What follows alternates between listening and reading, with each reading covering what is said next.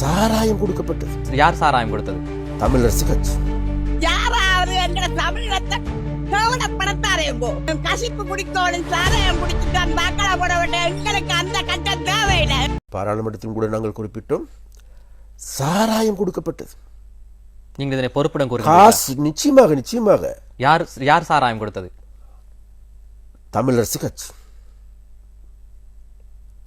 ஒரு சில மானை சார்ந்தவர்கள்.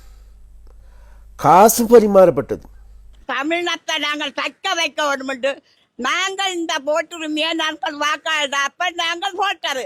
யாராவது எங்களை தமிழத்தை கவனப்படுத்தாரேங்கோ. தமிழருக்கு லஞ்சம் வாங்கணும், கசிப்பு குடிக்கணும், சாராயம் குடிச்சுட்டு வாக்கள போட வேண்டிய எங்களுக்கு அந்த கட்டம் தேவையில்லை. எங்களுக்கு உணர்வு இருக்கு.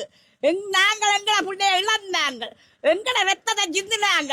எத்தனை ஆயிரக்கணக்கான சின்ன சிறு சிராசுகளை அழித்து கொல்லப்பட்ட இடம்தான் இந்த கிளிநொச்சி மாவட்டம். உங்களோட உரிமையை விட்டு கொடுக்க கூடாது கட்சி, அதாவது தமிழ் கட்சி வெல்ல வேணும் என்று ஒத்துமட்டு மக்களும் தங்களால மன உறுதியோட வாக்காளர் போட்டாரு.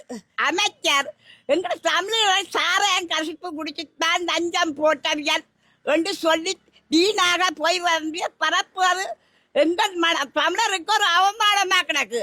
ஆனா தமிழர் அப்படியான அவமானப்பட்டு நாங்கள் வாக்கள போடுது.